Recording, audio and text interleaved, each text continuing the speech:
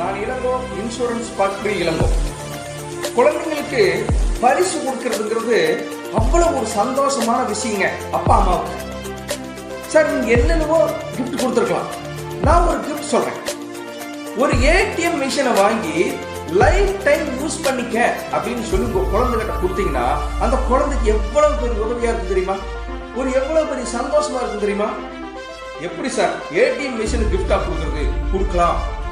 எல்ஐசில லேட்டஸ்டா ஒரு policy introduce பண்ணிருக்காங்க.